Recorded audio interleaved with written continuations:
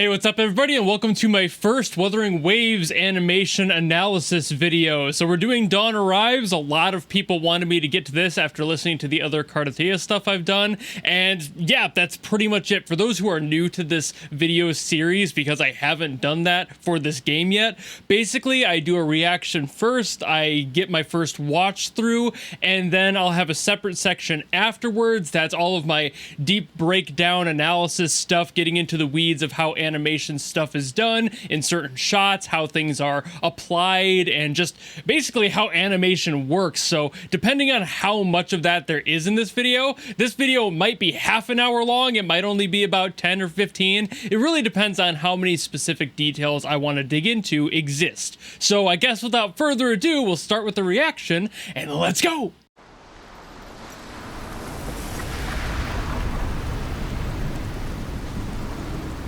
Alright, I didn't know what to expect when it came to the cinematics of these. I figured CG, but... I'm not scared of you!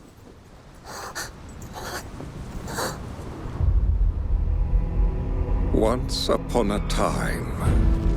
Ooh, oh no! wicked dragon Oh ravaged no. the land, This is leaving effort. rubble and ashes in its wake. Which is great. This might just be a very long video. Yet a lone armored knight rose up. Riding a white horse, he wielded... Oh, really? Huh? We've heard this dusty old story 1,000 times. Boring! It's a wonderful story. Thank you. But it's fallen out of favor these days. No one cares about a knight's tale. Best be heading home, young lady. This is really good. This is really good already. I'm already sucked into the story here.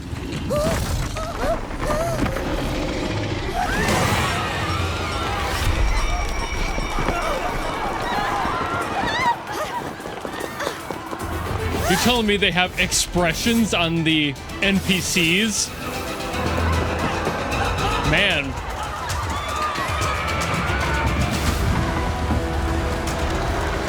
Okay, Wuthering Waves, I see you.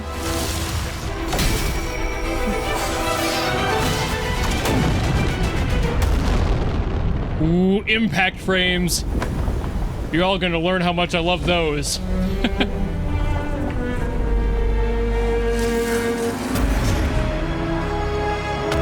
God, there's so much detail in this.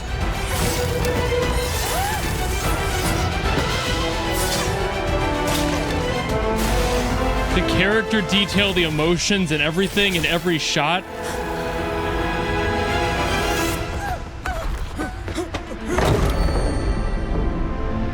Yeah, let's go! That's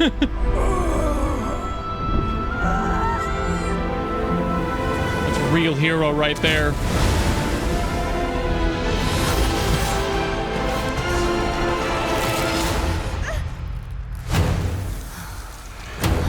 Hey, yo. Are you certain of this path?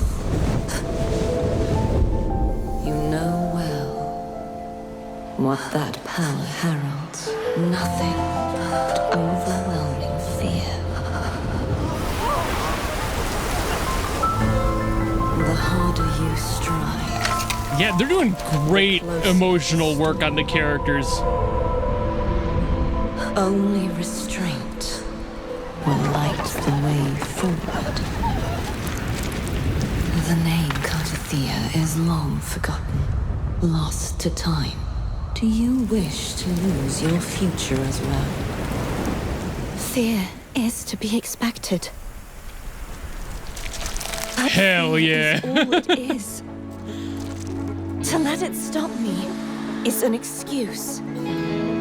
If I embrace it, I will break free.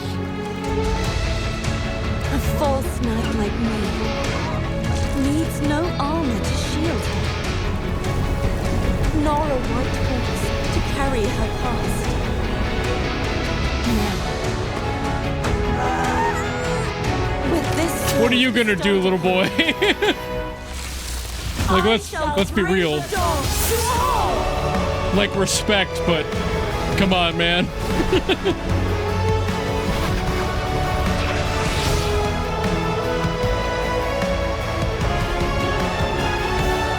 Whatever past lingers, whatever future calls, from now on,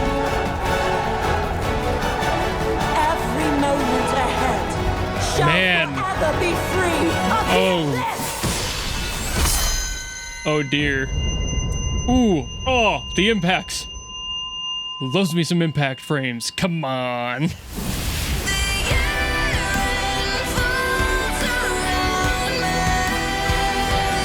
Hell yeah. Great musical cue too. Like, come on.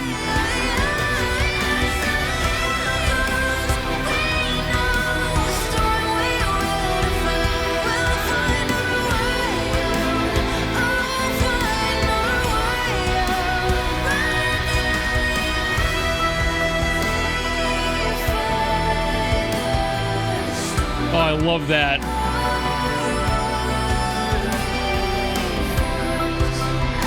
Man, oh no.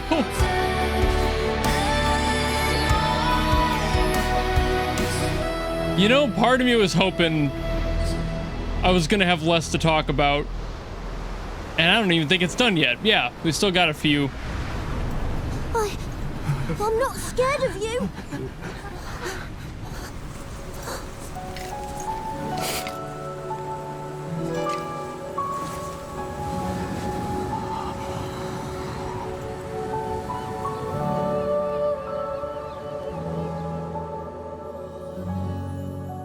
Okay, it was that shot again. That's the end. All right. Okay. All right. Oh, this is gonna suck. I'm gonna have to make a post real quick. You've probably already all seen this by now, but I'm gonna let you all know it's gonna be a little late for me to get this video out. And there we go. Okay, so, okay, now let's actually get to the breakdown, shall we?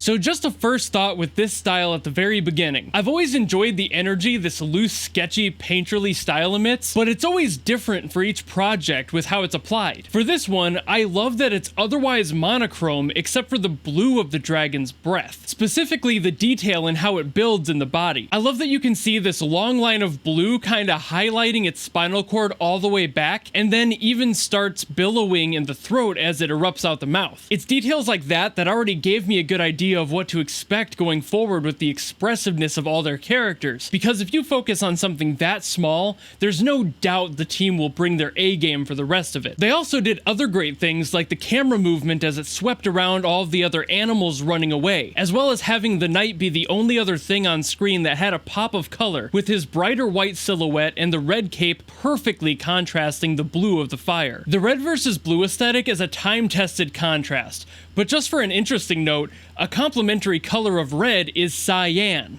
like specifically cyan, which is closer to what the dragon's breath is. So not only does it offer that contrast of good versus evil, but it also complements each other in the color palette. Next up is simply this shot. There's not really much to say about the animation in it, but the framing is gorgeous, with Cardathea being in the top third of the frame here and given a Dutch angle. Normally this is used as a way to signify something like tension. In this case, it's probably something more like the perceived norm being challenged, with how the kid characters are becoming disenchanted with old stories, and the older characters are having to come to terms with this change. It's less of a tension-based conflict and more of a perspective-based one. It also just frames the two characters in a clear but unconventional way. Moving on to these lizard monster things, I don't really know what they're called, but the way they move is very satisfying. I love the attention to detail on how they slither into frame, immediately perceived as a threat. I I also, once again, love the detail on the crowd's expressions here. It's fairly uncommon to see so much effort put into where these characters are looking and running away from or to. Usually I see them more expressionless and just heading in a vague direction with no explicit purpose. For this shot, you have a clear motivation coming in from the back as well as all of their physical reactions to it. Unfortunately, there's also this dude here who clips through this other guy's leg, but we can choose to ignore that because it's still higher quality than I'm used to seeing from anything like this. As Cardathea runs up, all of her swings have a very clear line of action and everything flows very smoothly. Some extra brownie points for this implementation of smear frames, by the way, which just seems to be a filter applied over time instead of being physically added to the animation itself. Usually adding them manually would look better, but due to the shot being so close up, it's actually not a bad idea to cut corners a little bit and go for something like this, because it still achieves that effect while also being much faster to apply. Another detail I love is the sheer amount of enemies coming in this shot, and the variety of where they come from. It's always nice to see animators putting more detail across a wider area instead of settling for just adding a few people coming down the center line. With this approach, there's a lot more danger immediately felt by the viewer. And now it's time for all of you to learn about how much I love impact frames, baby! There are a few smaller ones that happen during her outfit transition, but I also wanted to highlight just how much I love the shading style in this red hue. It's a lot softer, but it also has this intensity due to the color contrast, and it just feels so appealing. It almost feels like the shots from Arcane when they have a very specific vision in mind, like trying to replicate a character's splash screen. But here we have the big boy. This one is very simple because it does go for the usual quote-unquote anime standard, which is just my way of saying that there's a lot of sharp, pointy bits without much detail. Contrasting, alternating, abstract shapes. But my favorite part of it is this depth map approach in these frames. All that means is there's visual contrast between the peaks and valleys in the image's color range. Because this is brought to its extreme as well as inverted to create this effect, it almost makes the world look like it's disintegrating a little bit. Then it's followed by this black hole effect that seems to engulf everything before revealing that it's basically just a giant explosion, and you can see all of that artifacting and rubble that was causing those sharp details in the prior frames. I adore impact shots because they're either super simple and effective or super detailed and creative. They give you so much detail in a short amount of time that your brain processes it, but it doesn't realize what it's processed. It's basically like a preview that prepares you for the aftermath and sometimes can even give you extra subconscious detail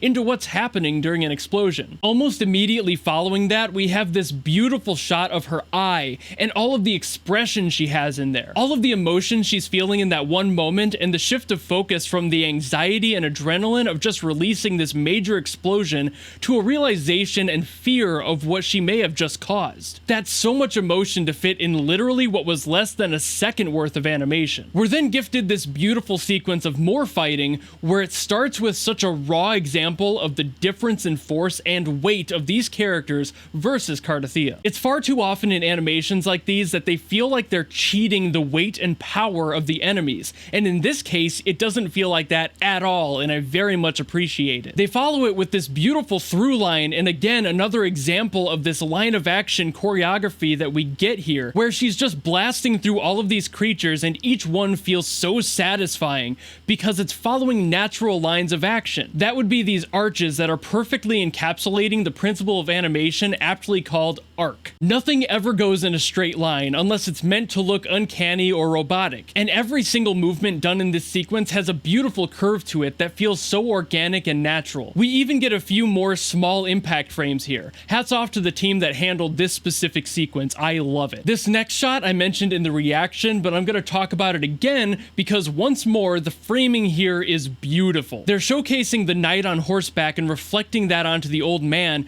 who's putting his life in danger to save this kid like a real hero would. It's a very obvious parallel, but it's definitely worth pointing out because it ties together that minor character's story so beautifully. It's also followed up immediately by another shot of Cardathea processing what she just saw and contemplating what to do next. It's these very human moments that can really make any cinematic short stand out. You never want to be afraid of humanizing your hero, because the best hero stories ever told are from overcoming stress, tragedy, and opposition. That's basically Cardathea's whole character either, as far as I can tell. And it's moments like this that make her stand out to me as a character already, and we haven't even reached her internal battle yet. Speak of the devil, here we are. This is going to be less of an animation segment and more of a character-driven analysis moment. I adore how they personify her internal struggle here so much.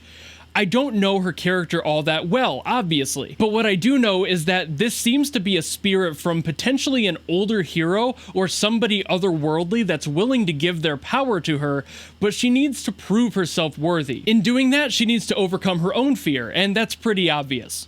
What I do love, though, is how they visualize it by having literal thorns and blood on her arms, and not being afraid of that, not shying away from that gruesome detail. Just everything in this sequence is so profound to me, even though it's generally a very common storyline. Basically accepting that she'll become hated or feared if she accepts this power, but does so despite knowing she'll be ostracized for it. In a true hero's mind, there are very human choices to make, just like we saw before this, but the choices that separate heroes from humanity are the ones we're often too scared to consider facing, let alone actually overcome. Before this, we saw that Cardathia was the type of person to walk up to a busker on the street and thank them for telling a story to children. Somebody pure of heart and mind, one of the people. In that singular moment, she chose to throw all of that away, just because she knew if she didn't, these people would die. That selflessness, again, is a time-tested story for the ages, but the presentation as well as the outcome we see later is what makes it so profound. We not only get to see her make the decision, but we also get to see that people blame her for what happened afterwards, or at least are afraid of her. The most thankless roles in life are often the job of the most selfless people,